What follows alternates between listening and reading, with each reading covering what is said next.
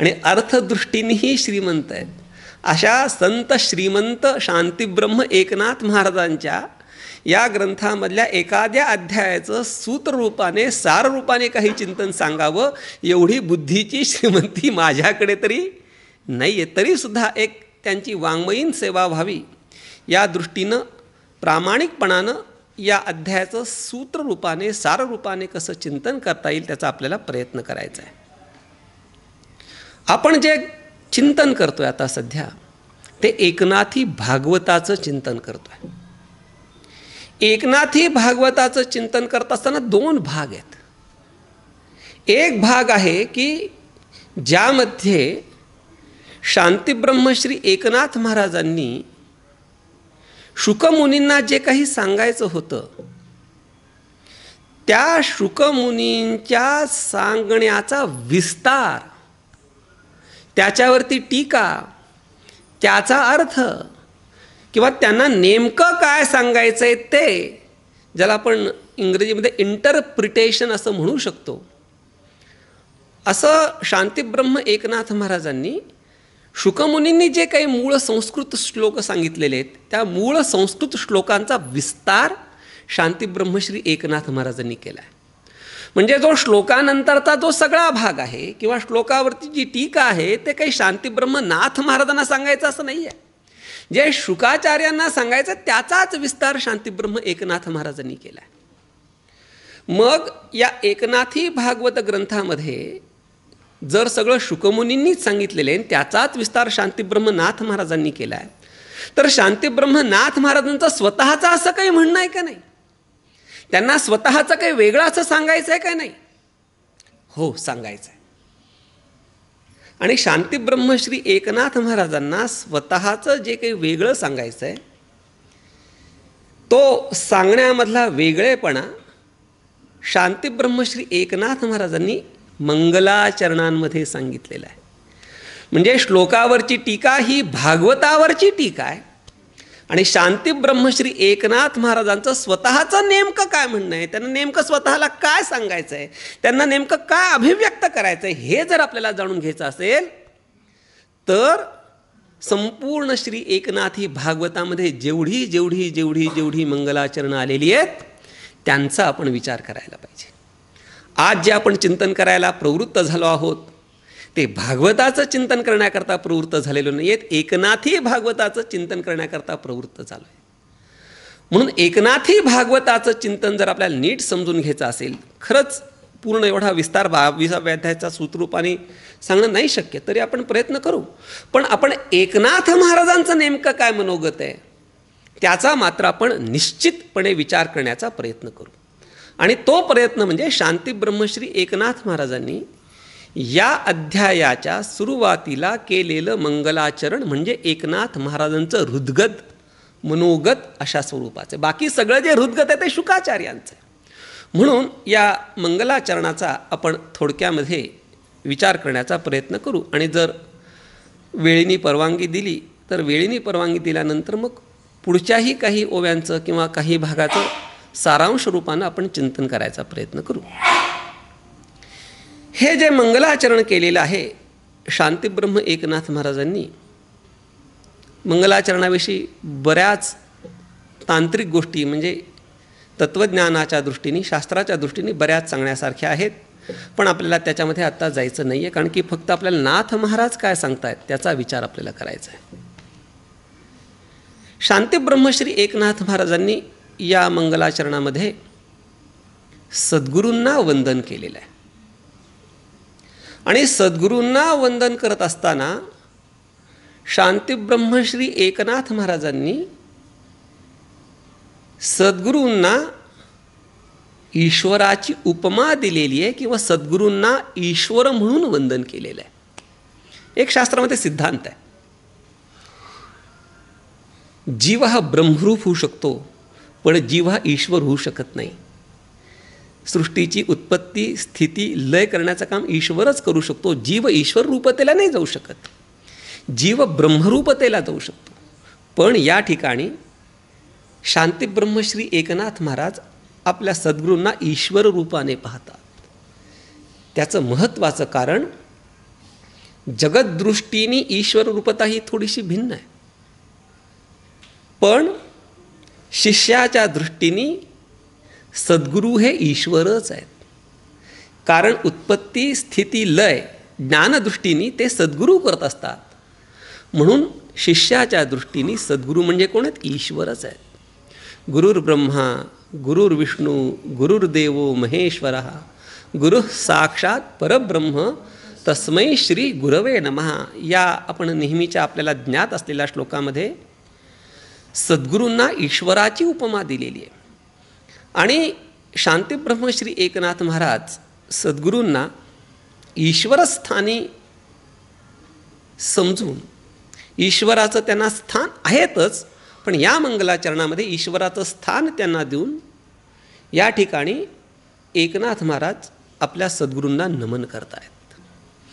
आणि हे नमन अत्यंत सुंदर, रसभरित, तत्वभरित, तत्वघन अशा स्वरूपाचं आहे. काही एकेका ओव्यांचा आपण त्याच्यामध्ये विचार करायला लागू.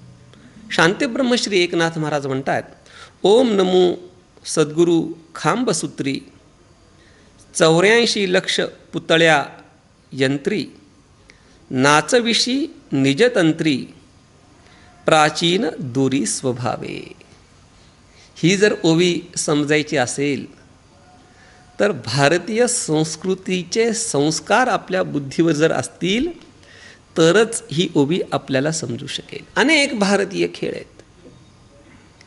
हल्ली सगळी मुलं कोणते खेळ खेळतात? मोबाईलवर. कोण पबजी खेळतं आहे, तर कोणी एज ऑफ एम्पायर, आता आहे का नाही माहीत नाही, आम्ही जेव्हा कॉलेजमध्ये शिकत होतो तेव्हा तो एज ऑफ एम्पायर नावाचा गेम होता. कोणी एज ऑफ एम्पायर खेळते, कोणी पबजी खेळते. काही खेळ आहेत का हे? त्या खेळाने अनेक लोकांनी कुठला गेम आता? Free fire. आमच्या आता आहे ना, लहान मुलांना माहिती असतं कुठला काय गेम. तर हे गेम काही खरं नाही. मानवाच्या जीवनाचं अधोगती अवनती, शुद्ध मराठीत सांगायचं तर वाटोळं करणारे हे खेळ आहेत. पण पूर्वीच्या काळी एक खेळ खेळला जायचा, त्याचं नाव आहे कळसूत्री बाहुल्यांचा खेळ. खरंच मला मनोभावे इच्छा आहे, जे कोणी अधिकारी लोक असतील, ज्यांना कोणाला शक्य असेल, त्यांना एक नम्र विनंती आहे, प्रार्थना आहे की आपल्या भारतीय खेळांचं संगोपन संवर्धन व्हायला पाहिजे. दांडपट्टा, कबड्डी, हुतुतू, हामामा, हे कळसूत्री, किती अवघड आहे हा कळसूत्री बाहुल्यांचा खेळ. पण अशा जर आपल्या संत वाङ्मयामधल्या ओव्या नीट समजून घ्यायच्या असतील तर कळसूत्री बाहुलीचा खेळ ज्यांनी बघितला आहे ना, त्यालाच ही ओवी समजणार आहे.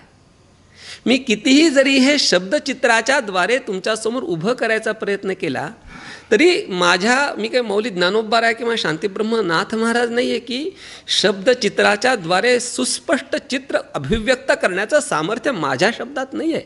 मी प्रयत्न करेन, पण ज्या माणसाने तो कळसूत्री बाहुल्यांचा खेळ पाहिला आहे ना, त्याला या नाथ महाराजांच्या ओव्यांचं व्यवस्थित ज्ञान होईल. नाथ महाराजांनी नेमकं काय सांगायचं हे त्याच्या नीट लक्षात येईल. शांतीब्रह्म नाथ महाराज सांगतात, ओम नमो सद्गुरू खांबसूत्री. खांबसूत्री म्हणजे कळसूत्री. तर कळसूत्री बाहुल्यांचा खेळ करणारे माझे सद्गुरू आहेत. कोणता कळसूत्री बाहुल्यांचा खेळ, त्याचं विशेषण, विवरण, स्पष्टीकरण पुढे येणारच आहे. पण पहिल्यांदा सांगतायत माझे सद्गुरू म्हणजे काय आहेत? खांबसूत्री कळसूत्री बाहुल्यांचा खेळ करणारे आहेत. या कळसूत्री बाहुल्या कोण आहेत मग? 84 लक्ष पुतळ्या यंत्री. ह्या ज्या बाहुल्या आहेत ना, या 84 लक्ष आहेत, 84 लाख आहेत.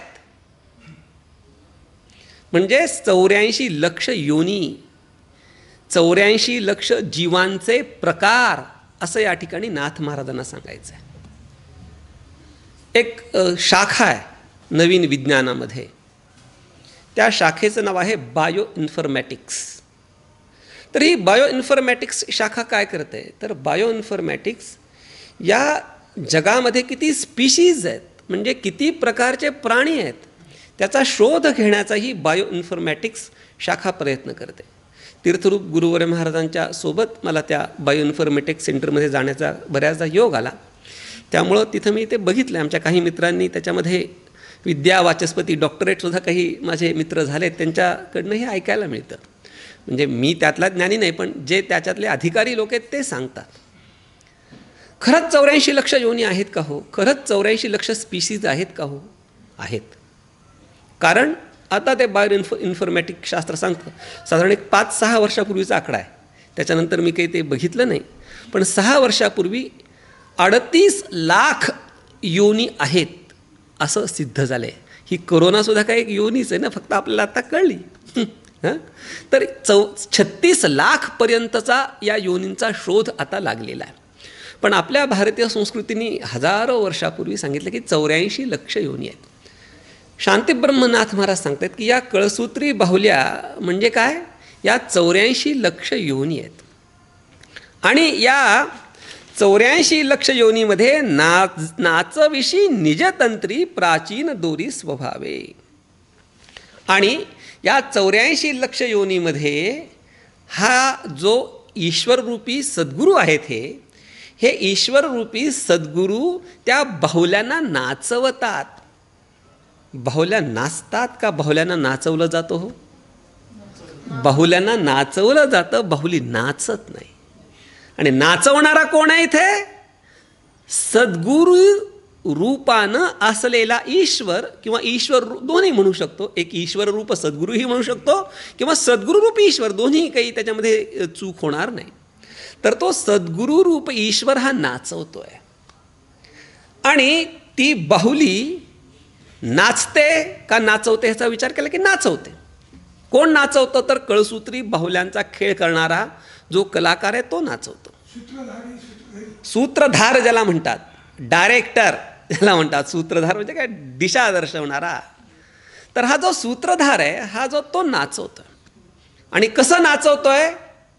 निजतंत्री.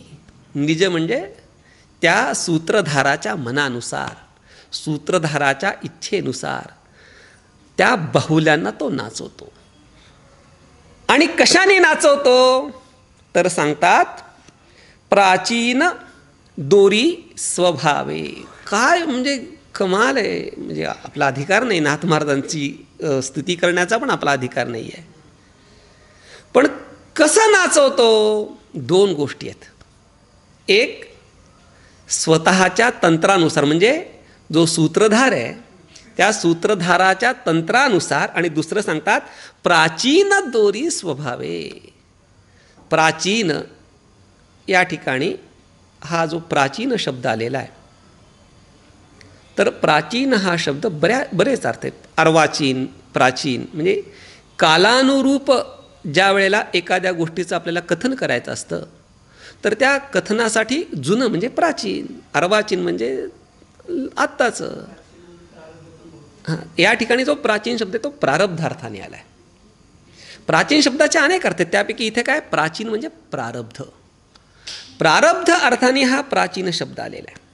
मग 2 गोष्टी महत्त्वाच्या आहेत. एक निजतंत्र आणि दुसरी प्राचीनता किंवा प्रारब्ध. आपण या 84 लक्ष योनीमध्ये फिरतो. कशानुसार फिरतो? तर सूत्रधार असलेला जो ईश्वर, त्या सूत्रधार ईश्वराच्या इच्छेनुसार आणि आपल्या प्रारब्धानुसार. हा विचार वेदांतामध्ये खूप म्हणजे शांतीब्रह्मनाथ महाराज लोकपरिभाषेमध्ये, आपल्या रोजच्या भाषेमध्ये, रोजच्या खेळाच्या भाषेत सांगतायत. पण तत्व फार गहन आहे, गूढ आहे, सखोल आहे, अर्थभरित आहे.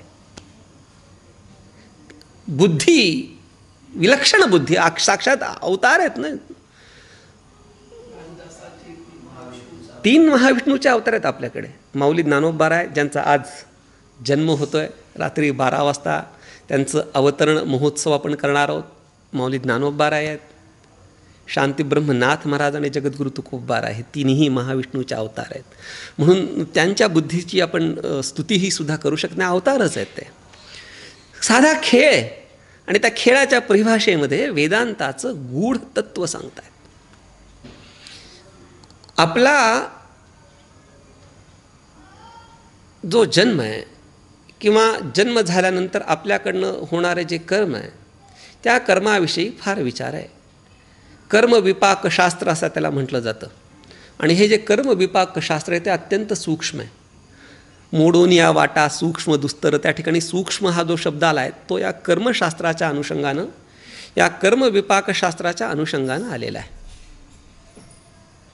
तर आपण कर्माचे प्रकार बराच विस्तार सांगण्यासारखा आहे, पण त्या विस्तारात मी नाही जात, कारण पुढे बरंच सांगायचं आहे. तर दोन गोष्टी आपण आपल्या जीवनामध्ये जे आचरण करतो त्याच्यामध्ये 2-4 कर्माचे प्रकार, त्यापैकी फक्त प्रारब्धाचा भाग बघू. आपल्याला सुख किंवा दुःख जे होतं किंवा आपल्याकडनं जे कर्म केलं जातं त्याच्यामध्ये एक प्रारब्धाचा भाग आहे. क्रियमाण संचित वगैरे द्या सोडून फक्त प्रारब्धाचा भाग आहे. आपलं जे प्रारब्ध आहे त्या प्रारब्धाचे भोग आपल्याला भोगावे लागतात. सुखस्य दुःखस्य न कोपि दाता परो ददातीति कुबुद्धिरेषा अहंकरोमीति वृथाभिमानो कर्मस्य सूत्रे ग्रथितो हि लोकः. बराच विचार आहे. आपण जे काही सुखदुःख भोगतो ते सुखदुःख कसं आहे? आपल्या प्रारब्धानुसार आहे. एक विचार आला आहे की जगत कर्तृकतेचा विचार खूप सूक्ष्म रीतीने आपल्या शास्त्रामध्ये सांगितलेला आहे. तर ईश्वर जगताचा करता आहे. कसा करताय, काय करताय, त्याला का करता म्हटलं जातं याच्याविषयीचा विचार नाथ महाराज पुढे सांगणारच आहेत. पण त्या ईश्वराची जी जगत कर्तृकता आहे, जगताचं कर्तृत्व त्याच्याकडे आहे, तर ते जगताचं असलेलं जे कर्तृत्व आहे ते कसं आहे? प्राणी कर्म सापेक्ष आहे. करता जगताचा करता आहे, फलदाता आहे हा पुढचा विचार. पण प्रथम विचार हा ईश्वर या जगताचा करता आहे, पण कसा आहे? प्राणी कर्म सापेक्ष आहे. हा वेदांताचा जो गूढ सिद्धांत तो किती सोप्या रीतीने सांगतायत. नाचविषयी निजतंत्री प्राचीन दोरे स्वभावे. तो स्वतः नाचवतोय, तो कर्तृत्व करता कोणाला म्हणतात? स्वतंत्र करता. जो स्वतंत्र असतो त्याचं नाव करता. ईश्वर हा करता आहे, स्वतंत्र आहे, पण कसा आहे? प्राचीन स्वभावे. म्हणजे प्राण्यांचं पूर्वजन्मीचं जे कर्म आहे त्या कर्मानुगुण तो आपल्याला नाचवतो. अजून कसं नाचवतोय सांगतायत. दोरी धरली दिसोन देशी परी पुतळ्या सोये नाचविशी नवल लाघवी कैसा होशी अलिप्ततेसी सर्वदा. म्हणून मी आपल्याला सांगितलं की ज्यांनी हा कळसूत्री बाहुल्यांचा खेळ बघितला आहे त्यांनाच हे नीट लक्षात येईल. कळसूत्री बाहुल्या त्यांचे हात पाय असं असं असं बरोबर नसतात. असा हात असा असा असा. तुम्ही जर राजस्थानमध्ये कोणी गेला असाल तर त्या राजस्थानमध्ये या कळसूत्री बाहुल्यांचे खेळ अजून प्रचलित आहेत, तिथे दाखवले जातात. आपलं कर्मदारिद्र्य आपल्या महाराष्ट्रामध्ये सुद्धा हे खेळ होते, पण त्याचे कलाकार नाही शिल्लक राहिले. तर तुम्ही जर बघितलं असेल तर त्या दोऱ्या त्याच्या हातापायाला बांधलेल्या असतात आणि ते कशाचं बनवतात वगैरे मी काही खोलामध्ये नाही गेलो, पण त्या ज्या बांधलेल्या दोऱ्या असतात त्या दोऱ्या दिसतात का हो? नाही दिसत. तो काय सूत्राची दोरी कळू देत असे? तेच सांगताय. त्या दोऱ्या दिसतात का? आपल्याला नाही दिसत. त्या न दिसणाऱ्या दोऱ्या. त्याचप्रमाणे हा ईश्वर आपल्याला नाचवतोय, पण नाचवत असताना त्या सूत्रधार ईश्वराच्या हातामध्ये असलेली त्याच्या निजतंत्राची दोरी कोणाच्याच लक्षात येत नाही. म्हणून सांगतायत दोरी धरली दिसोन देशी परी पुतळ्या स्वये नाचविशी. पण पुतळ्यांना मात्र नाचवतो. कसं? नवल लाघवी कैसा होशी अलिप्ततेसी सर्वदा. आणि हे जे नाचवणं आहे हे लाघवी आपल्याला लक्षात येत नाही. ऐसा लाघविया माया सूत्रधारी. आज श्रीकृष्ण परमेश्वराचा अवतरण दिन आहे. त्याचं वर्णन करताना सांगतात हा लाघवी आहे, माया सूत्रधारी आहे. म्हणजे लाघवी म्हणजे सूक्ष्म आहे, त्याचं स्वरूप आपल्या नीट लक्ष येत नाही. तो कसं हलवतं ते आपल्या लक्षात येत नाही. मग हा लाघवीपणानं आपल्याला या 84 लक्ष योनींना नाचवतो. पण 84 लक्ष योनींना नाचवत असताना तो त्या नाचवण्यापासनं अलिप्त आहे, तो डिटॅच्ड आहे, तो त्या नाचवण्याविषयी कोणत्याही पद्धतीने संलग्न नाही आहे, कोणत्याही प्रकारची अटॅचमेंट नाही आहे. कालच आपण सांगितलं की पद्मपत्र इवांभसा, ज्याप्रमाणे पद्मपत्र त्या पाण्यापासून अलिप्त असतं त्याप्रमाणे हा भगवान म्हणजेच पद्मपत्र इवांभसा अलिप्त आहे, डिटॅच्ड आहे. तो सगळं करतो पण करून त्याच्याविषयी कोणत्याही प्रकारची संलग्नता नाही आहे, अलिप्त आहे. माणसाने जीवनामध्ये अलिप्त राहणं फार अवघड आहे. किती अवघड आहे, काय अवघड आहे, आता घड्याळ पुढे पळतं आहे त्यामुळे जास्त विस्तार नाही करत. अशा अलिप्ततेनं हा सगळा नाचवतो. जेथ जैशी ज्याची पूर्वगती, ते भूत नाचे तैसे रीती, ते नाचविती चेतनाशक्ती, तुझ्या हाती विण हाते. काय सुंदर आहे. प्रत्येक पुतळी नाचती आहे. कशी नाचती आहे? पूर्वगती, त्याचं प्रारब्ध जसं आहे तसं. पण एक महत्त्वाची गोष्ट सांगतो, आपण जे जगतो, वागतो, बोलतो, फिरतो, आपल्याला जो आनंद होतो, आपल्याला जे दुःख होतं, जर आपल्या कर्माप्रमाणेच होत असेल तर ते कशाला पाहिजे हे ईश्वरन विश्वर, काय गरज आहे? जग तेच म्हणते ना, आपण काय कर्माप्रमाणे. मग कोण जग आपल्याला दुःख आनंद कशाप्रमाणे होतो? आपलं जे पूर्वजन्मीचं कर्म आहे त्याच्याने होतो. म्हणजे पूर्वजन्मीच्या कर्मानुगुण जर आनंद होत असेल तर हे एजंट कशाला पाहिजे? आमचंच आम्हाला मिळतं आहे ना, का दुसऱ्याचं मिळतं आहे? तथा तच्च कृतम कर्म करतारम अनुगच्छती, कर्माचंच फळ आहे ना. मग आमच्या कर्माचं आम्हाला जर फळ मिळते तर हे एजंट कशाला पाहिजे? ज्याला शुद्ध मराठीमध्ये दलाल म्हणतात, हा कशाला पाहिजे इथे? असं लोक म्हणतात. हे माझं म्हणणं नाही, लोकांची भाषा आहे, सांगतो कशाला पाहिजे. बँकेमध्ये पैसे कोणाचे असतात? खात्यात आपले पैसे असतात का तुमचे पैसे असतात? तुमच्या खात्यात असतील, पण माझ्या खात्यात तुमचे पैसे नाहीत, माझे पैसे तुमच्या खात्यात नाही. असं जर व्हायला लागलं तर फार अवघड आहे ते. मग आपल्या खात्यात आपले पैसे असतात. मग पैसे द्यायला आपण गेले की तीनदा ती तिजोरी उघडायची आणि पैसे काढायचे. चालणार आहे का? ATMमध्ये जरी असले तरी त्या मशीनमधनं आपण काढतो, पण भरणारा कोणतरी पाहिजे ना तिथे. का असं आकाशात येऊन पडतात धपकन त्याच्यात. आता हे क्रिप्टो करन्सी येते, त्या क्रिप्टो करन्सीला पण मॅनेज करणारा कोणीतरी एक चेतन असावा लागतो ना. क्रिप्टो करन्सी का नाही, बिटकॉईन म्हणजे क्रिप्टो ती टोटली आभासी करन्सी आहे ना, व्हर्च्युअल करन्सी आहे. पण व्हर्च्युअल करन्सी असली तरीसुद्धा तिथं ते सगळं मॅनेज करणारं कोणीतरी जिवंत असावं लागतं ना. तर बँकेतल्या आपल्या खात्यातले पैसे आपल्या, मग तिथं ते कॅशियरला काय काम आहे? का तो कशाला पाहिजे? तो दलालच झाला ना, एजंटच झाला ना. पण कॅशियर असल्याशिवाय आपले पैसे आपल्याला मिळत नाहीत. कारण काय? ते पैसे देण्याकरता कोणीतरी चेतन असावं लागतं. त्याप्रमाणे हे प्रारब्ध आहे जे ना, हे जड आहे. कर्म हे जड आहे आणि जड कर्म असल्यामुळे ते आपल्याला फळ नाही देऊ शकत. मग ते कर्म जड असल्यामुळे त्या जड कर्माला कोणीतरी देणारा, त्याच्यावरती कंट्रोल करणारा कोणीतरी चेतन असावा लागतो, आणि तो चेतन म्हणजे ईश्वर आहे. ह्याच्याकरता त्याची आवश्यकता आहे. म्हणून याचे सुंदर शब्द वापरत आहेत. चेतनाशक्ती. ईश्वर हा चेतन आहे आणि फलदाता हा चेतन असला पाहिजे. कर्म हे जरी जड असलं तरी जड कर्मानुगुण फल देणारा हा मात्र चेतन आहे. तुझ्या हाते विण हाते, तुझ्याशिवाय हे कोणी करू शकत नाही. जेविका अचेतन लोहाते, चुंबक खेळवी निज सामर्थ्ये, तेवी तू सकळ भूताते निज सत्ते नाचवी. या ठिकाणी लोहचुंबकाचा दृष्टांत देत आहेत. ज्याप्रमाणे ते जड आहे, पण ह्या दृष्टांत थोडीशी न्यूनता आहे. दृष्टांत कधी सिद्धांत नाही होऊ शकत ना, नाहीतर दृष्टांताला सिद्धांत म्हणावं लागलं असतं. न्यूनता असते काहीतरी, एक काहीतरी कमीपणा, एकांगी म्हणजे थोडासा न्यूनता असते. पूर्ण तोच झाला तर मग सिद्धांत दृष्टांत फरकच राहणार नाही ना. चुंबक आहे आणि त्या चुंबकामध्ये त्या ठिकाणी लोखंड जेव्हा जातं ते लोखंड नाचतं. त्याप्रमाणे हे भगवंता, हे ईश्वरा, तुझ्या सत्तेने तू या सगळ्याला नाचवतोयस, निज सामर्थ्याने तू नाचवतोयस, असे या ठिकाणी नाथ महाराज सांगतायत. ऐशी सदा नाचती परतंत्र, तरी अभिमानाचे बळथोर, सत्य मानोनी देहाकार आम्ही स्वतंत्र म्हणविती. गंमत आहे, आपण स्वतंत्र नाही आहेत. पण स्वतंत्र नसतानासुद्धा आपण आपल्याला स्वतंत्र समजतो. तुम्ही स्वतंत्र आहेत का? आहात का? आहे. तुम्ही आहात का?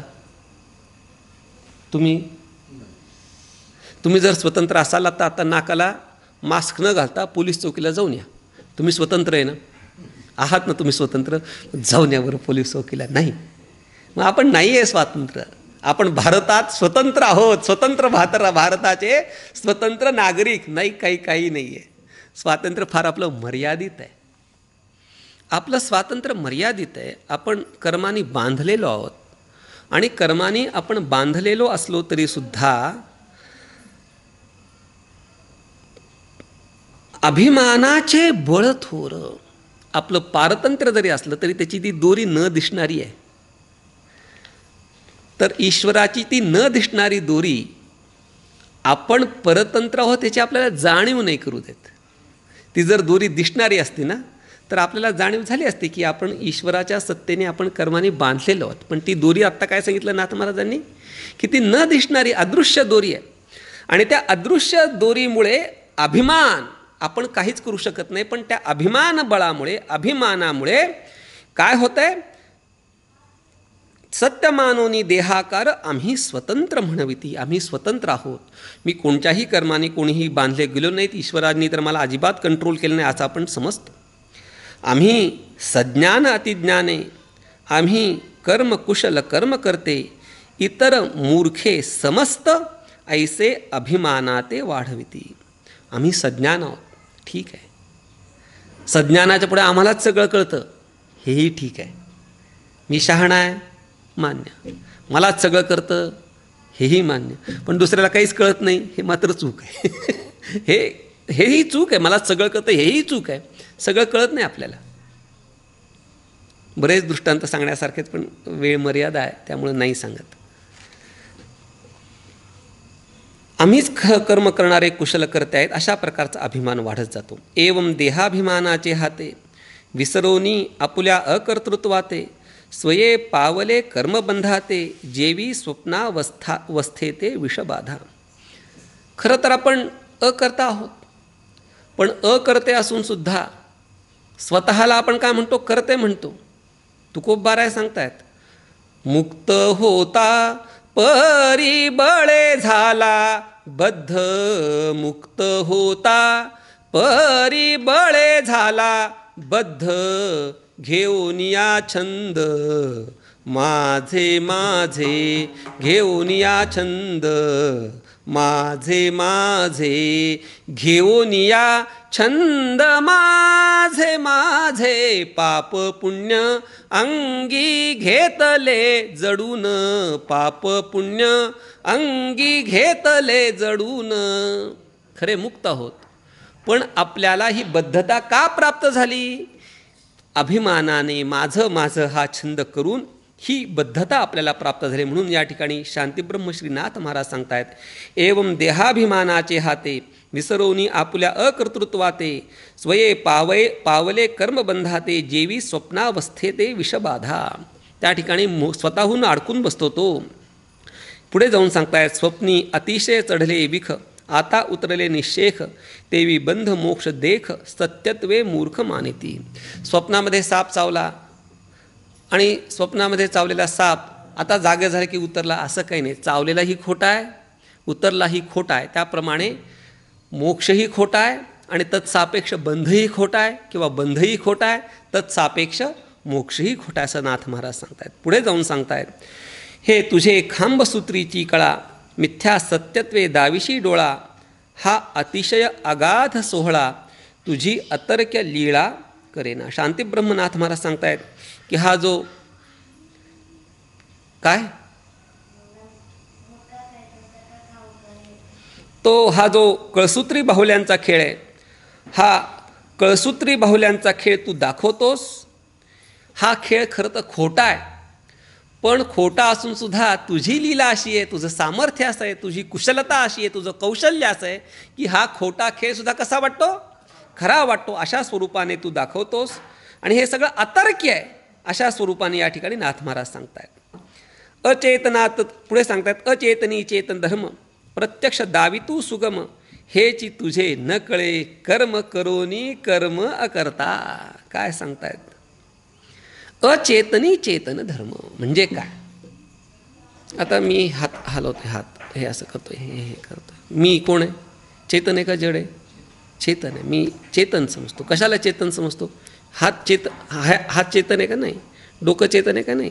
हा देह अचेतन आहे, देह जड आहे. पण देह जड असून सुद्धा त्या जड देहाच्या ठिकाणी आपल्याला कशाचा भ्रम होतो? चेतनतेचा भ्रम होतो. मी चेतन आहे असं जेव्हा आपण म्हणतो तेव्हा काय अर्थाने म्हणतो? माझा देह चेतन आहे. कोणी आत्मदृष्टीने चेतनत्व म्हणत असेल तर माफी, तो अधिकारी आहे. पण मी चेतन आहे असं जेव्हा म्हणतो तो कसं म्हणतो? या देहदृष्टीने मी स्वतःला चेतन समजत असतो. हे प्रत्यक्ष दाविशी तू सुगम हेची तुझे न कळे वर्म करोनी कर्म अकर्ता. अशा प्रकारे हे सगळं तू करतोस आणि हे सगळं कर्म करून सुद्धा तू अकर्ता असतोस. अकर्ताची तू होशी करता, करता होत्साता अकर्ता. हे तुझी खांबसूत्रता न कळे सर्वथा कोणाते. तू खरा अकर्ता आहेस. अकर्ता तू करता होतोस, करता होऊन पण तू अकर्ता राहतोस. आणि करताहून अकर्ता राहून सुद्धा तू हे सगळं हलवतोस. ही तुझी जी कळसूत्रीपणा आहे, हे तुझं जे सूत्रधारत्व आहे, हे कोणाच्याही डोक्यामध्ये येण्यासारखं नाही, सगळ्यांच्या डोक्याच्या बाहेरचं आहे. गंमत आहे. तो भगवान खरा कसा आहे? अकर्ता आहे. पण तो काय आहे? करता आहे. कसा आहे? प्राणी कर्मसापेक्ष करता आहे. आणि तो करता असून सुद्धा अकर्ता का आहे? कारण त्याला त्या कर्तृत्वाविषयी कोणत्याही प्रकारची लिप्तता नाही आहे. त्या कर्तृत्वापासून तो अलिप्त आहे. थोडक्यात अजून शास्त्रीय परिभाषेमध्ये सांगायचं झालं तर भगवंताची अकर्तृकता ही त्याच्या आवरणराहित्यामुळे. आपण काही नाही केलं तरी करते आहोत का? आपल्याला आवरण आहे. आणि जो ईश्वर आहे तो ईश्वर सगळं करतो पण तो अकर्ता का? त्या ईश्वराला आवरण नाही आहे, त्याची कोणत्याही कर्माशी संलग्नता नाही आहे. मग हे सगळं जे हे हलवा चालवायचं काम करतो ते कसं करतो? तुझी माया पाहो जाता तोची मायेने ग्रासिला तत्वता, असो तुझची पाहो म्हणता तेही सत्वावस्था मायेची. वेदांताचा निचोड इथे सांगतायत. मायेला पाहायला गेलं तर मायेला पाहायला गेल्यानंतर तो मायेनेच ग्रस्त होतो. गंमत आहे. आपण लहान मुलं असतात, बाहेर खेळत असतात मुलं. मग खेळत बसलेल्या असताना जेवायची वेळ होते. जेवायची वेळ झाली की आई सांगते त्या मुलाला की बाबा रे, ते आपला तुझा दादा आहे ना बाहेर खेळतो, त्याला बोलवून आण. आई पाठवते मुलाला. मुलगा बोलवायला जातो आणि बोलवायला गेल्यानंतर जो बोलवायला गेला तोच खेळायला लागतो. तसं आहे. मायेचं स्वरूप कळून घेण्याकरता जातो आणि तोच मायाग्रस्त होऊन जातो. पुढे सांगतायत असं तुझची पाहो म्हणता तेही सत्वावस्था मायेची. तुला जरी बघायचं म्हटलं, तुझं स्वरूप जरी समजून घ्यायचं म्हटलं तरी सुद्धा तू मायेची सत्वावस्था आहे. कारण ईश्वर म्हणजे काय? ब्रह्मचैतन्य अधिक माया प्रतिबिंब वगैरे ठीक आहे, पण साधारणपणे ब्रह्मचैतन्य अधिक माया बरोबर आहे ईश्वर. आणि माया म्हणजे कशी आहे? शुद्ध सत्व गुण विणली रे कान्होबा तुझी घोंगडी चांगली. षड्गुण गोंडे रत्न जडित तुझं साम श्याम सुंदरा शोभली रे तुझी घोंगडी. शुद्ध सत्व गुण विणली रे. तू ईश्वर आहे. आता ब्रह्मचैतन्य या स्वरूपाने या ठिकाणी शांती ब्रह्मश्री नाथ महाराज सांगत नाही आहेत, तर ईश्वर स्वरूपाने त्या चैतन्याचा विचार या ठिकाणी नाथ महाराज सांगतायत. म्हणून तुझं जरी स्वरूप आम्ही बघायला गेलो तरी तू म्हणजे काय आहे? शुद्ध सत्व प्रधान माया उपाधी युक्त चैतन्याच आहेस. पुढे जाऊन सांगतायत ऐसे तुझे खांबसूत्र अकळ न कळे गा तुझे चरित्र. देखो नेदिता निजसूत्र भूते विचित्र नाचविशी. हे भगवंता, हे तुझं जे सूत्रधारत्व आहे हे अकळ आहे, म्हणजे कळण्याला कठीण आहे. आणि कळण्याला कठीण असं असल्यामुळे तू जे सगळं काय करतोयस, तू जे भूतांना नाचवतोयस, हे सगळं न कळणार आहे, न समजणार आहे, अशा प्रकारे तू हे सगळं करतोयस. पुढे जाऊन सांगतायत, तुझेनी जग हो ये जाये, परी म्या केले हे ठावे नोहे, ऐसा तुझा खेळ पाहे, कोणे काय लक्षावा. शांती ब्रह्मनाथ महाराज सांगते की बाबा तुझ्यापासूनच जग उत्पन्न होतं. येन जातानी जीवंती यत पर्यंती अभिसंविशंती तद्ब्रह्म तद्विजिज्ञासस्व. अशा प्रकारे उपनिषदामध्येही हे वर्णन आलेलं आहे. तूच हे जग करतोस, तूच ह्याचा नाश करतो, पण मी केलं असंही म्हणत नाही आणि माझ्यामुळे नाश झाला असंही तू म्हणत नाही. पुढे जाऊन सांगतायत, यापरी खेळ वाढविशी, सवेची विकल्पोनी मोडीशी, विकार महत्त्वी साठविशी, हेही कर्तृत्व अंगासी न लगत गेले. तू या संपूर्ण जगताची उत्पत्ती करतोस, स्थिती करतोस, लय करतो, आणि लय जेव्हा होतो तेव्हा लय झाल्यानंतर ही सगळी भूतं कुठे असतात? महत्त्व म्हणजे जगताचा प्रलय झाल्यानंतर ज्या अविद्येमध्ये, ज्या मायेच्या स्वरूपामध्ये हे जग राहतं त्याचं नाव काय? महत्त्व. त्या महत्त्वामध्ये ही सगळी भूतं राहतात आणि ही भूतं त्या महत्त्वामध्ये राहूनसुद्धा तुझ्या अंगी कोणत्याही प्रकारचं कर्तृत्व येऊ शकत नाही. याचे मुख्यत्वे मूळ लक्षण तुझे कृपेवीण न कळे जाण, तुझी कृपा झाली या पूर्ण जनी जनार्दन प्रकटपै. हे जर सगळं करायचं असेल तर भगवंता, इथे भगवंत कोणाला म्हणतात? सद्गुरूंना.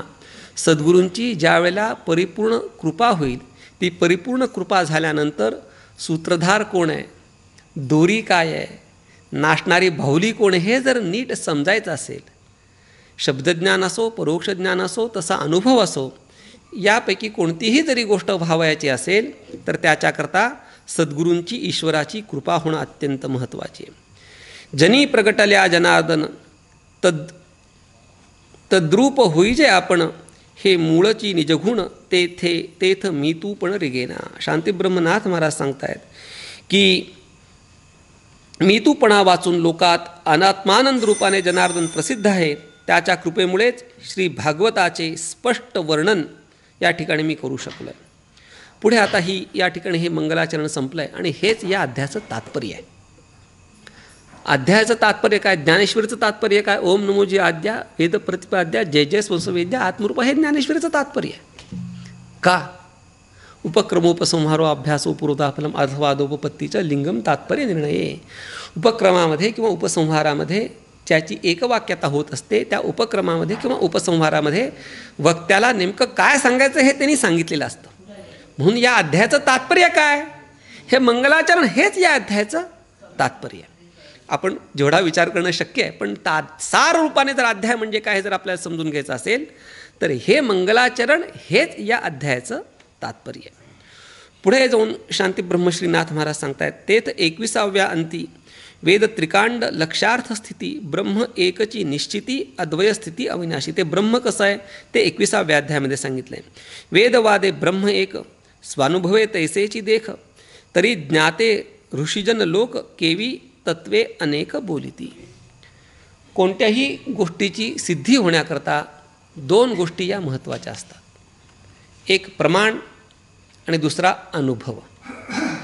कोणत्याही गोष्टीची नाही प्रतिज्ञा मात्रेन वस्तुसिद्धी किंतु लक्षण प्रमाणाभ्याम. प्रमाण, लक्षणं आणि अनुभव याच्याने ती गोष्ट सिद्ध होत असते. तर सांगतायत की शब्दप्रमाणाने ब्रह्म किती आहे? एकच आहे. ब्रह्म म्हणजे तत्व. तत्व म्हणजे काय सांगा बरं? तत्व कशाला म्हणतात? तर कारणाला तत्व असं म्हणतात. ते तत्वज्ञ संत स्वीकारती.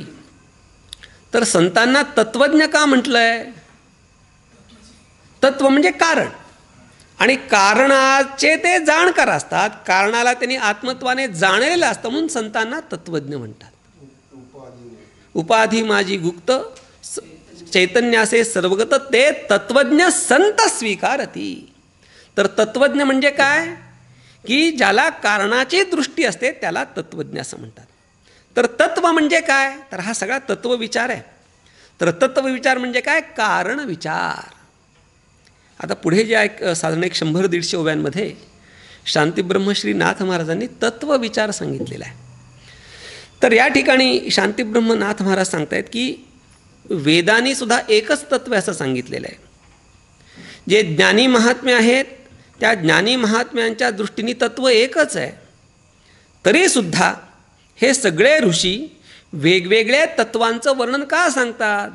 कोणी 5 सांगतं, कोणी 7 सांगतं, कोणी 21 सांगतं, कोणी 16 सांगतं, कोणी 27 सांगतं. किती बरेच प्रकार आहेत. 7, 5, 3 दशकांचा मेळा एकतत्वी कळा दावी हरी.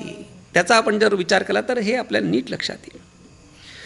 या ठिकाणी शांतीब्रह्मनाथ महाराज सांगतायत की खरं तर तत्व एक आहे. तत्व एक आहे असं शब्दप्रमाण सांगताय, वेद सांगतायत, तसा अनुभवही आहे. मग हे सगळे ऋषीमुनी तत्वांच्या बाबतीत त्यांच्यात मतभिन्नता का आहे? आता वाजलेत 47, 19 वाजून म्हणजे 7:47 झालेत. आपल्याला 13, 14, 15 मिनटामध्ये हा विषय आपल्याला पूर्ण करायचा आहे. त्याच्यामुळे हे तत्वविचार म्हणजे आता मी ओव्यांमध्ये जास्त पठण न करता फक्त जे काही सारभूतता आहे ती सारभूतता सांगून आपण पुढे जाऊ. शांतीब्रह्मनाथ महाराज सांगतायत की ही तत्वामध्ये मतभिन्नता काय? तर ही जी तत्वांमधली मतभिन्नता आहे ती तत्वामध्ये असलेली मतभिन्नता 2 प्रकाराने त्याचा विचार सांगता येईल. एक आहे अंधहस्तिन्याय आणि दुसरा आहे अधिकारभेद. माणसाने खरं बोललं पाहिजे. खरं बोललं पाहिजे म्हणजे काय? जी वस्तुस्थिती आहे ते बोललं पाहिजे का जसा अनुभव आलाय तसं बोललं पाहिजे? खरं बोलणं म्हणजे काय? वस्तुस्थिती कथन करणं हे खरं बोलणं आहे का आपल्याला जो अनुभव आलाय ते सांगणं खरं आहे? खरं सांगायचं तर आपल्याला जसा अनुभव आलाय ना ते सांगितलं पाहिजे. दोरीवरती साप दिसला आणि दोरी म्हणून सांगितलं तर ते खोटं आहे. काय? दोरीवर काय दिसला? साप दिसला आणि दिसलेला आहे साप पण सांगतो काय? अहो दोरी असू दे पण तुला अनुभव काय आला आहे? सापाच आला आहे. म्हणजे हे जे ऋषी मुनी सांगतायत ते त्यांना आलेला अनुभव सांगतायत. आणि तो अनुभव कसा आहे? अंधहस्तिन्याय. सगळ्यांना माहिती आहे गोष्ट. 10 आंधळे चाललेले असतात, सर्कस चालली असते, हत्ती बघायला जातात. गेल्यानंतर हत्ती बघायला जातात. आंधळे आणि बघणं म्हणजे थोडंसं विचित्र वाटतं. आंधळे हाताने बघतात, चाच पडत. ते वाचतात पण हाताने, ब्रेल लिपी कशाने? हाताने चालते. ते जातात, हत्ती बघतात, गर्दी जातात. एक जण त्या हत्तीची शेपटी बघतो, एक जण हत्तीचा पाय बघतो, एक जण हत्तीचा कान बघतो, एक जण हत्तीची पाठ बघतो. घरी येतात, आल्यानंतर विचारतात की हत्ती पाहिला का? पाहिला. तुला कसा दिसला? तो म्हणला मला दोरीसारखा दिसला. दुसरा म्हणला मला सुपासारखा दिसला. तिसरा म्हणला मला खांबासारखा दिसला. चौथा म्हणला मला भिंतीसारखा दिसला. हत्ती खांबासारखा आहे का दोरीसारखा आहे का सुपासारखा आहे का भिंतीसारखा आहे? ज्याला जसा अनुभव आला तसं त्यांनी सांगितलं. त्याचप्रमाणे या ऋषींना जसा अनुभव आला तसं त्यांनी हा तत्वविचार सांगितलेला आहे. आणि दुसरा महत्त्वाचा भाग अधिकार भिन्नता. ज्याचा जसा अधिकार, या परमार्थामध्ये कोण अधिकार आहे? यारे यारे लहान थोर याती भलते नारी नर, सगळ्यांचा अधिकार आहे. मग प्रत्येकाला जर समजा तर तीर्थरूप गुरुवर महाराज पाठ सांगतात तर पाठ सांगताना समोर जर वकील असेल तर वकिलाचा दृष्टांत देतात, जर डॉक्टर असेल तर डॉक्टरचा दृष्टांत देतात, इंजिनियर असेल तर जो जसा असेल त्याच्या अधिकारानुरूप सांगतात. मग त्यांना इंजिनिअरिंग सांगायचं आहे का मेडिकल सांगायचं आहे का वकील? नाही, काही सांगायचं तत्त्वज्ञान. पण हे वेगळे वेगळे दृष्टांत का? अधिकारभेदानुसार. त्याप्रमाणे ही तत्वाच्या संख्येमध्ये भिन्नता का आहे? तर अधिकारभेदानुगुण ही तत्वामध्ये भिन्नता आहे. म्हणून या ठिकाणी ही जी तत्वभिन्नता आहे ती अधिकारभेदानुसार आहे किंवा त्यांना आलेल्या अनुभूतीनुसार ही तत्वाची भिन्नता आहे. किती आहेत, काय आहेत, हा बराच विस्तार शांतीब्रह्मनाथ महाराजांनी केला. पण याचं सार काय? वेगळे वेगळेपणा काय तत्वांच्या संख्येच्या बाबतीत? हाच अधिकारभेद किंवा आलेला अनुभव. पुढे जाऊन सांगतायत येची आशंके लागी. आता पुढे थोडासा कथेचा भाग आहे. आता हा सगळा विस्तार झाल्यानंतर उद्धवाच्या मनामध्ये शंका नाही आहे. इथं ज्या श्रीकृष्णार्जुन ज्याप्रमाणे भगवद्गीतेत आहे त्याप्रमाणे इथं श्रीकृष्ण आणि उद्धव यांचा संवाद आहे. तर त्या उद्धवाला असं वाटायला लागलं की आपण जर भगवंताला काही नाही शंका विचारली तर भगवान निघून जाईल. त्या विक्रम वेताळामध्ये उलटं होतं. काय होतं? जर तो विक्रम बोलला तर वेताळ निघून जायचा आणि इथं जर आपण काही नाही बोललं तर भगवान आपल्या निजधामाला निघून जाईल. मग उद्धवाला भगवंताचा विरह नाही सहन होणारा. अतिशय अर्जुन जसा भक्त तसाच उद्धवाचा अधिकार थोर. उद्धवाला भगवंताला सोडून नाही राहत. नाही, भगवान माझ्याजवळ नाही केला पाहिजे. मग भगवंताला जर जाऊ द्यायचं नसेल तर काय करायचं? त्याला काहीतरी प्रश्न विचारायचा, त्याला बोलतं ठेवायचं. जे एखादा माणूस जर बेशुद्ध अवस्थेकडे जात असेल तर काय करतात, त्याला बोलतं ठेवतात. बोल तू, बोल बोल बोल. त्याप्रमाणे भगवंतानी जर आपल्याला सोडून नसेल जायचं तर भगवंताला बोलतं ठेवलं पाहिजे. आणि भगवंत केव्हा बोलता राहणार आहे? जेव्हा शंका विचारेल, त्या शंकेचं उत्तर जेव्हा ते सांगायला लागतील त्या वेळेला तो भगवंत बोलता राहील. आणि बोलता भगवंत त्या अर्जुनापासून उद्धवापासून दूर जाणार नाही. याच्याकरता बोलतं करण्याकरता या ठिकाणी हे उद्धव शंका विचारण्याकरता प्रवृत्त झालेले आहेत. मी जालो जी ब्रह्मसंपन्न हे ऐकता माझे वचन निजधामा निघेल श्रीकृष्ण मग हे दर्शन. कसं काय तो निजधामाला गेलं तर मला त्याची संगती मला मिळणार नाही. मग तो काकुळतीला येतो, नाही देव नाही गेला पाहिजे.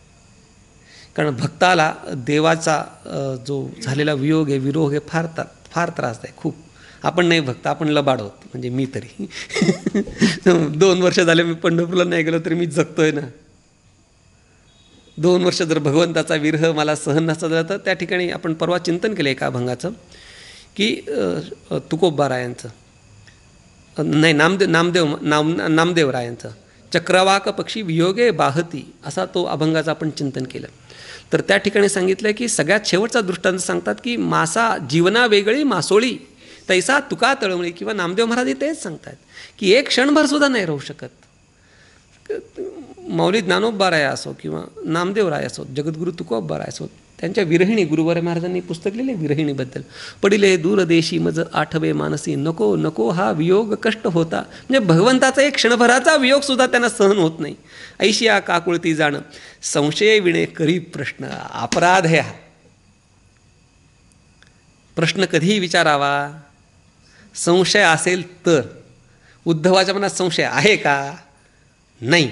मग संशय नाही पण त्याचा वियोग नाही झाला पाहिजे म्हणून प्रश्न विचारतायत. कमाल आहे बापरे. म्हणजे किती भगवंताच्या भेटीविषयी भगवंतानी आपल्यापासून दूर जाऊ नये म्हणून किती प्रयत्न. लोक आम्हाला बसवण्याकरता अशाच युक्ती असते.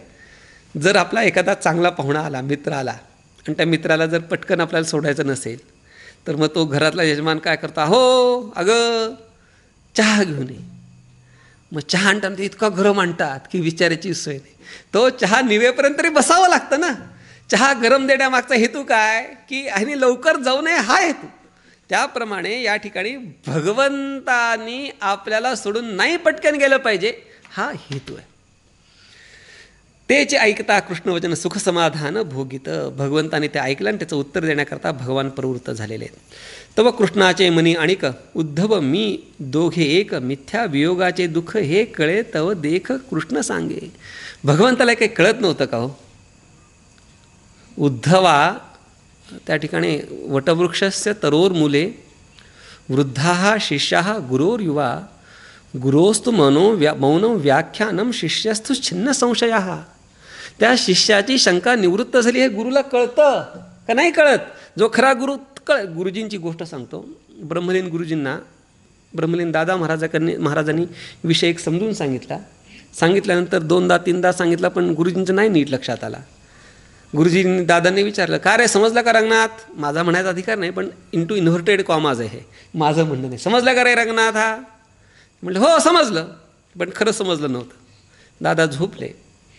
गुरु सतत तेच चिंतन करतात. आपल्या शिष्याला नाही समजलं त्याला समजलं पाहिजे. ही गुरूंची दक्षिणा मिळाली पाहिजे हे नसतं गुरूंची ओढ. समजलं पाहिजे शिष्याला. विचार करत झोपलं. रात्री 12-1 वाजता जाग आली दादांना. गेले त्या खोलीमध्ये मागे मी जी बसलो तिथे मागेच खोली गुरुजींची. रंगनाथ उठ. 12 वाजता गुरुग्रही का राहायला पाहिजे? त्याचं कारण हेच गुरूंना जेव्हा सांगावंसं वाटेल तेव्हा त्यांना सांगता आलं पाहिजे ना. आपण आपल्या घरी फोन करून फोनच स्विच ऑफ असल्यावर काय सांगणार गुरु शिष्याला? हे आभासिक ऑनलाईन काय खरं नाही. सगळं ते दुधाची तहान पाण्यावर ताकावर सुद्धा नाही असं आहे. असो रंगनाथ गेले. रंगनाथ म्हटले तर सकाळी सांगितलं विषय परत सांगायचा. मग सांगायला लागले आणि मग जेव्हा सांगितलं तेव्हा गुरुजींनी समजलं. म्हटलं आता खरं समजलं. म्हटलं मग सकाळी काय उद्या म्हटले भिडेनी मी हो म्हटलं. म्हणजे दादांना कळलं का नाही? त्यांना समजलं होतं हे समजलं होतं. म्हणजे शिष्याला समजलं का नाही समजलं हे गुरुला समजतं. जर नाही समजलं तर तो गुरु नाहीच. त्याप्रमाणे हा जो उद्धव आहे हा निस्संदेह संशयरहित झाला होता. हे भगवंतांना कळत होतं तरीसुद्धा ठीक आहे बाबा तुझे आग्रह आहे ना सांगतो आपण याचा विचार करू. आता 22व्या अध्यायाचं आपण तात्पर्य काय ते आपण बघू. 22वे अध्यायी देख तत्वसंख्या सांगेल आवश्यक. तत्वांची संख्या काय आहे? कोणी 25, कोणी 10, कोणी 12, कोणी 1, कोणी 4, कोणी 6. काय तत्वांची जी संख्या आहे ती या ठिकाणी मी तुला सांगणार आहे. प्रकृती पुरुष विवेक.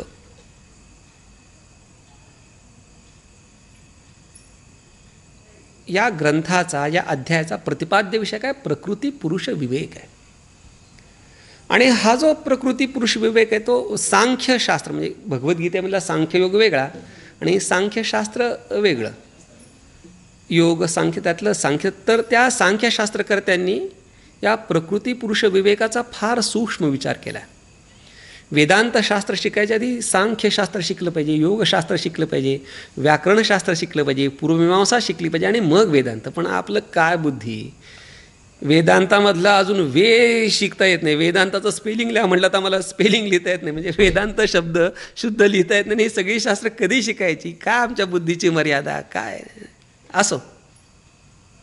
तर प्रकृत पुरुष विवेक होण्याकरता सांख्यशास्त्र हे अत्यंत महत्त्वाचं आहे. पण सांख्यशास्त्रकर्त्यांनी जो प्रकृती पुरुष विवेक सांगितला आहे तो आपल्याला वेदांतला नाही मान्य. का मान्य नाही त्याचा बराच विस्तार आहे. एक स्वतंत्र मानतात, एक परतंत्र मानतात, एक पुरुषाला अचेतन जड मानतात, एक चेतन मानतात, वगैरे वगैरे. तो आपल्याला विस्तार करायचा नाही. तर प्रकृती पुरुष विवेक म्हणजे काय? तर प्रकृती पुरुष विवेक म्हणजे प्रकृती काय आहे आणि पुरुष काय आहे याचा उलगडा होणं, याचं ॲनालिसिस होणं, याचं सेपरेशन होणं, याला वेगवेगळं काढणं, याचं नाव आहे प्रकृती पुरुष विवेक. तर प्रकृती पुरुष विवेक का करावा लागतो त्याचं कारण शास्त्रामध्ये हा विचार आला आहे. सत्यानृत्य मिथुनीकृत्य अहमिदम ममेदम नैसर्गिकोयम इति लोकव्यवहारः. सत्यानृत्य मिथुनीकृत्य म्हणून विवेक आहे. जगामध्ये खरं आहे का खोटं आहे? काय हो राजे, काय जगात खरं आहे का खोटं आहे? खोटं नाही आहे. जगत हे खरं आणि खोट्याचं मिश्रण आहे. सत्यानृत्य मिथुनीकृत्य. मिथुनीकृत्यता म्हणजे काय? थोडंसं शृंगार शास्त्रामध्ये जर आपण गेला तर त्या शृंगारामध्ये ह्याचा बराच विस्तार आहे. आता नाही आपल्याला ही जागा पण नाही ती कथन करण्याची. कुछ तुम समजे कुछ समजे नाही समजे तो बहुत अच्छा. तर मिथुनीकृत्य म्हणजे मिश्रण. आणि मिश्रण कसं? बेमालूम मिश्रण. लक्षात येते? मिश्रण कसं? बेमालूम. भेसळ केली आहे पण कशाची? भेसळ समजली तर गेला ना, फेल गेला भेसळ करणारा. इतके लोक हुशार असतात. आता त्याच व्यवसायामध्ये आम्ही राहतो. कशी भेसळ करतात, काय करतात, अरे वा, डोकं नाही चालत हो आपलं. म्हणजे एवढं आपण शिकूनसुद्धा डोकं नाही चालत इतकी ती भेसळ करतात. तरी कशाचे खरं खोटं हे इतकं बेमालूमपणे मिश्रित झालं आहे, मिथुनीकृत्य झालं आहे, एकत्र झालं आहे की ते एकत्र झालेलं खरं खोटं वेगळं करण्याकरता हा प्रकृती पुरुष विवेक आहे. हा प्रकृती पुरुष विवेक. पुढे काय? जन्म मरण द्योतक प्रकारू. जन्म काय, मरण काय याचा विचार त्यांनी सांगितलेला आहे. आत्मा एक की अनेक आणि तत्वसंख्या विवेक हे कळावाया निष्टंक उद्धवा देख पुसत. आणि पुढे सांगितले आत्मा एक एका अनेक आहे. थोडासा माफी मागतो आपल्या सगळ्यांची थोडीशी. एक 5 मिनटं फक्त मला द्या. 7 वाजलेत आता. 8 वाजलेत. 8ला आपली गणिताने वेळ संपलेली आहे. पण सगळ्यांची दिलगिरी माफी मागून आपल्याला थोडासा एक 5 मिनटं मला जर वेळ दिला तर सोयीचं होईल. आपल्या एवढा अमूल्य अनमोल वेळ एक 5 मिनटाचा मला द्या. आत्मा एक आहे. का आत्मा एक आहे? तर आत्मा व्यापक आहे म्हणून आत्मा एक आहे. आत्मा व्यापक आहे म्हणजे काय? तर आत्म्याला देश काल वस्तू हा परिच्छेद नाही आहे. देश काल वस्तू भेद मावळला आत्मा निर्वाळला जगदाकार. बरं, फक्त आत्मा व्यापक आहे. व्यापक आहे म्हणजे काय? त्याला देश परिच्छेद नाही, सगळीकडे येतो असं म्हणून चालेल का? नाही चालणार. जो पदार्थ देशाने व्यापक असतो तो पदार्थ कालानेही व्यापकच असतो. पदार्थ देशाने व्यापक आहे आणि तो कालपरिच्छिन्न आहे, नाही, तो व्यापक असूच शकत नाही. म्हणून जो पदार्थ देशरूपाने व्यापक आहे, तो कालानेही व्यापक असतो. म्हणून सर्वत्र आहे आणि सदा आहे. हा विषय थोडासा आधुनिक शास्त्राच्या दृष्टीने मी आपल्याला सांगायचा प्रयत्न करतो. आपली बुद्धी फारच तोकडी आहे, फार कमी आहे. वाईट वाटतं ते खूप मला सुद्धा. बुद्धी अशी जबरदस्त पाहिजे, एक पाठी पाहिजे, प्रत्युत्पन्न मतित्व पाहिजे. पण बुद्धीला खोपडीला मर्यादा आहे आपल्या. पण काहीतरी पूर्वपुण्य आहे म्हणून या घरात जन्माला आलो, हे कानावर पडलं, काहीतरी आपलं नशीब, पूर्वपुण्य आहे. आईन्स्टाईन हा एक मोठा शास्त्रज्ञ होऊन गेला. म्हणजे मी ही जेव्हा ऐकलं तेव्हा अभ्यास करताना थोडंसं आधुनिक शिक्षण काही नशिबानं झालं. त्याच्यामुळे आईन्स्टाईन जेव्हा आपण वाचतो तेव्हा आईन्स्टाईननी पदार्थ, आता लांबी एक असते, रुंदी एक असते आणि दुसरं काय असते, उंची, खोली. म्हणजे स्क्वेअर फूट आणि क्युबिक मीटर्स असं 2 प्रकार आहे. तर चौथं डायमेन्शन त्या ठिकाणी म्हणजे आत्तापर्यंतच्या ज्या सगळे सिद्धांत आहेत त्या सर्व सिद्धांतामध्ये थिअरम ऑफ रिलेटिव्हिटी किंवा थेरी ऑफ रिलेटिव्हिटी ही सर्वोत्कृष्ट, सर्वोच्च सिद्धांत. अजून त्याच्या पुढचा आता तो कोण गेला, तो मुका माणूस होता, तो काय नाव त्याचं, स्टीफन हॉकिन्सनी काही सांगितलेत, पण सगळं थेरी ऑफ रिलेटिव्हिटी त्यांनी नामंजूर नाही केली, त्याला मंजूर होती. त्याच्याच पुढे त्यांनी संशोधन करायचा प्रयत्न केला. पण आत्तापर्यंतचा सगळ्यात मोठा कोण, तो आईन्स्टाईन, ज्यांनी थेरी ऑफ रिलेटिव्हिटी मानली ते. तर थेरी ऑफ रिलेटिव्हिटीमध्ये तो असं सांगतो की 3 डायमेन्शन्स, लांबी, रुंदी आणि उंची, आणि चौथं डायमेन्शन सांगतो स्पेस टाईम. काय? Space time. तर स्पेस टाईममध्ये तो सांगतो की स्पेस आणि टाईम हे भिन्न नाही, ते एकच आहेत. काय? हे समजायला थोडंसं बुद्धीला सूक्ष्म केलं पाहिजे. तो काय सांगतो, स्पेस आणि टाईम हे वेगळे नाहीत, स्पेस टाईम एकच आहेत. जर स्पेस टाईम एकच असतील तर जो पदार्थ देशाने परिच्छिन्न होत नाही तो कालाने परिच्छिन्न होईल का? नाही होणार. म्हणून जो पदार्थ देशाने परिच्छिन्न होत नाही तो सर्वत्र आहे, तो सदा आहे. आणि पुढे जाऊन त्याचा विचार आईन्स्टाईननी केलेला नाही, समता, तो माऊलींनी आपल्या वेदांत शास्त्रानेच केलेला आहे. म्हणून तो सर्वत्र आहे, तो सदा आहे आणि तो सम आहे. म्हणून तो व्यापक आहे. आणि व्यापक पदार्थ एकच असतो. पूर्णमदः पूर्णमिदं पूर्णात पूर्णमुदच्यते पूर्णस्य पूर्णमादाय पूर्णमेवावशिष्यते. जो पूर्ण आहे, जो व्यापक आहे, तो एक असतो. पूर्ण कधी 2 नसतात, व्यापक कधी 2 नसतात. आता 2, एक ब्रह्मव्यापक आहे आणि एक आत्माव्यापक आहे असं म्हटलं तर काय होईल? 2 होतील आणि व्यापकता सिद्ध होणार नाही. ब्रह्माचं अस्तित्व असायला जागा दाखवायला लागेल ना. मग ब्रह्माची, आत्म्याची एकता सिद्ध होण्याकरता त्याची व्यापकताही सांगितली पाहिजे, त्याची देश काल वस्तू परिच्छिन्नताही अपरिच्छिन्नताही सांगितली पाहिजे. आणि या सगळ्यांचा विचार करून शांतीब्रह्म श्री एकनाथ महाराज सांगतात, आत्मा एक की अनेक आणि तत्वसंख्या विवेक हे कळावया निष्टंक उद्धव देख पुसत. म्हणून तो उद्धव भगवंतांना विचारतोय, भगवंता तत्व किती मानावीत? 22 मानावीत, 24 मानावीत, 100 मानावीत, 1 मानावं, 2 मानावं, त्याच्याविषयी तू मला सांग. प्रकृती पुरुष विवेक म्हणजे काय ते तू सांग. जन्म मरण म्हणजे नेमकं काय त्याचा तू विचार सांग. आत्मा एक आहे का अनेक आहे त्याच्याविषयी विचार सांग. आणि हे सगळं मला निष्टंक म्हणजे कोणत्याही कष्टा वाचून सोपेपणानं मला समजेल, या निश्चितपणाने मला समजेल, कोणत्याही प्रकारचा संभ्रम माझ्या मनामध्ये राहणार नाही, अशा प्रकाराने तू मला सांग, अशी विनंती, अशी प्रार्थना या ठिकाणी भगवंताला उद्धवानी केलेली आहे.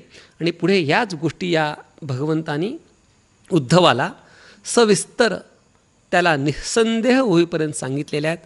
असं या 22व्या अध्यायाचं तात्पर्य आहे. झालेली सेवा रुक्मिणी प्राणसंजीवन श्री विठ्ठलेशाच्या चरणी, माऊली ज्ञानोबा यांच्या चरणी, जगद्गुरू तुकोबा यांच्या चरणी आणि शांतीब्रह्मश्री एकनाथ महाराजांच्या चरणी समर्पित करतो. यामध्ये जे काही योग्य आहे, शास्त्रसंवादी आहे, सुष्ठू आहे, ते माझ्या तीर्थरूप सद्गुरूंचं आहे, माझ्या सद्गुरू परंपरेचं आहे. आणि जे असुष्ठू, चूक, शास्त्रविसंवादी असं जे काय असेल ते माझ्या मनुष्यकृत बुद्धिकृत दोषामधलं आहे. आपण सर्व ज्ञाते, निरक्षीर विवेकवान श्रोते आहात, त्यामुळे जे काही योग्य आहे त्याचा आपण अंगीकार करावा आणि जे चूक आहे ते माझं माझ्यापाशी राहू द्यावं, एवढी विनम्र प्रार्थना करून मी या ठिकाणी थांबतो. शांतीब्रह्मनाथ महाराजांचा अभंग आपण एक म्हणू आणि आपण या चिंतनाला विराम देऊ. मालिका गेला. अवघे हरी हा कुठे गेला हे वाचन आयपाठ हे वाचन थाप टाका बरं हरी हरी अवघेची त्रैलोक्य आनंदाचे आता अवघेची त्रैलोक्य आनंदाचे आता चरणी जगन्नाथा चित्त ठेले चरणी जगन्नाथा चित्त ठेले बाप जगन्नाथ माय जगन्नाथ माय जगन्नाथ बाप जगन्नाथ अनाथाचा नाथ जनार्दन अनाथाचा नाथ जनार्दन माय जगन्नाथ बाप जगन्नाथ माय जगन्नाथ बाप जगन्नाथ एका जनार्दनी एकपणे उभा एका जनार्दनी एकपणे उभा चैतन्याची शोभा शोभतसे चैतन्याची शोभा शोभतसे माय जगन्नाथ बाप जगन्नाथ माय जगन्नाथ बाप जगन्नाथ